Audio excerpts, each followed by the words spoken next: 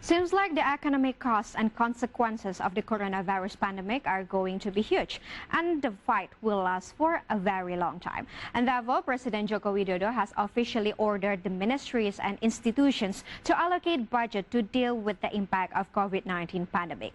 Through the issuance of Presidential Instruction Number 4 of 2020, the ministries, institutions, and local governments are now able to refocus their budget towards healthcare, disbursement of the social funds, and economic stimulus. To get clearer view about the proportions, let's see it through the next graphic. So here it is. Through the next graphic, we can see the stimulus protections budgeting. So first of all, there is social assistance that is in 110 trillion rupiah, while for the COVID-19 handling, the government spared 405 trillion rupiah for COVID-19 handling. And here it is the thing about social assistance. The spread of COVID-19 pandemic has not only had impacted on health issues, but also humanitarian issues. Many Indonesians cannot afford to stay at home as their lives depend on securing on the daily income. However, the number of infections and fatalities has rapidly increased, and the government has been forced to impose stricter movement control. And overall, in a bid to address the socio-economic impact of the COVID-19 pandemic, the government has set up 110 trillion rupiah as a social safety net that prioritizes people from the lower economic segments. One of the social safety program is expanding the number of beneficiary families for the Family Hope programs, or so-called as PKH. Let's take it more about that through the next graphic, shall we? So here it is. Government is now expanding the Family Hope program, or revert as PKH in Indonesia. So first of all, the Family Hope program, the budget will be increased by 25%. And regarding about the recipients for this program, which is Family Hope programs, previously was stated at 9.2 million recipients, but however, the government just adjusted it to be 10 million recipients. And regarding about the disbursement, previously government stated it's from once in 3 months, and right now it will be disbursed to become monthly. And as a conditional social assistance programs, this program opens access to poor family, especially pregnant women, children, and to utilize the various health facilities and education service facilities available around them. The benefits of Family Hope program also began to encourage to cover persons with disabilities and elderly by maintaining their social welfare level in accordance with the constitutional mandate and the Presidential Republic of Indonesia. Let's see the beneficiaries' compositions through the next graphic. So here it is, the compositions of the beneficiaries of the program. First of all, we can see for pregnant women, they can have 3 million benefit from the government. And let's say the children, school-age children, will receive 3 million rupiah. And then turns out to disabilities and also elderly will receive 2.4 million rupiah from the government, and the data was taken from the Ministry of Social Affairs.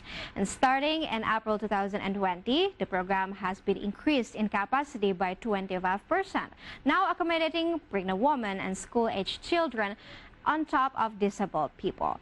Out of 110 trillion rupiah, it will be used for other social safety net programs, which includes basic food card.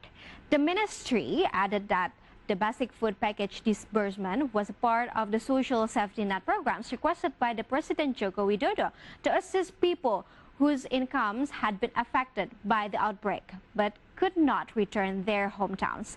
Through the next graphic, we can see how government increased the value of the benefits of this program.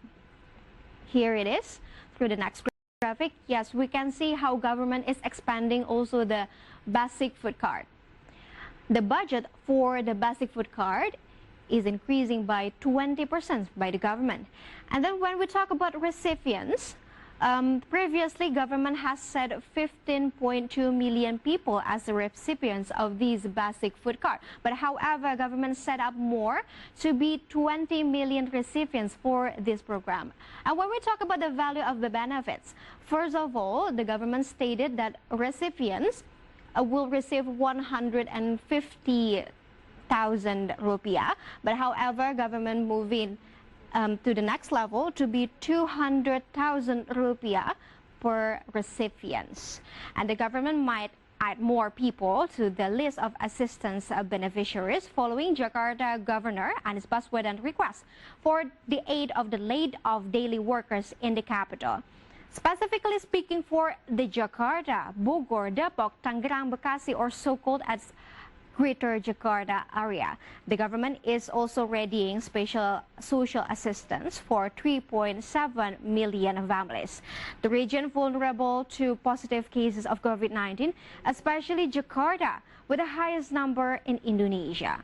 On the other hand, President Joko Widodo has decided to speed up the implementations of the program of pre-work card on a national level. And this was done to overcome many layoffs affected by the epidemic of the coronavirus COVID-19. Within the next graphic, we can see how the government is set the disbursements of funds for workers through the pre-work card. So here it is. We can see how government is also expanding the pre-work card.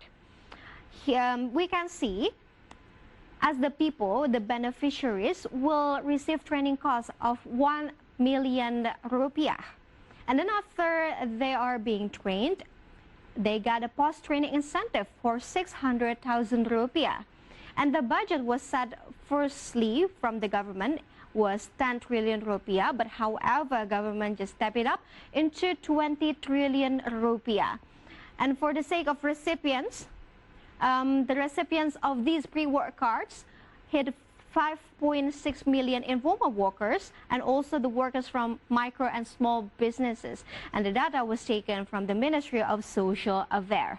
First announced during President re-elections campaign, the pre-work cards aim to job seekers and laid-off workers by granting them access and funding to a broad range of trainings. It aims to address skill shortage, which have become a real problem in this country's workforce, as education system has fallen short of producing graduates with skills needed by the industry.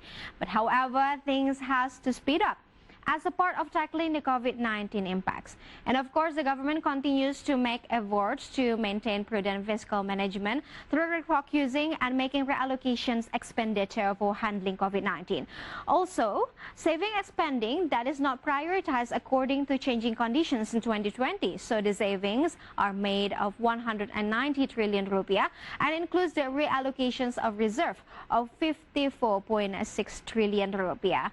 And we hope that social assistance to overcome with the impact of COVID-19 pandemic will be disbursed swiftly and precisely to the people in dire needs. And stay tuned on market headlines because we will be right back after the break.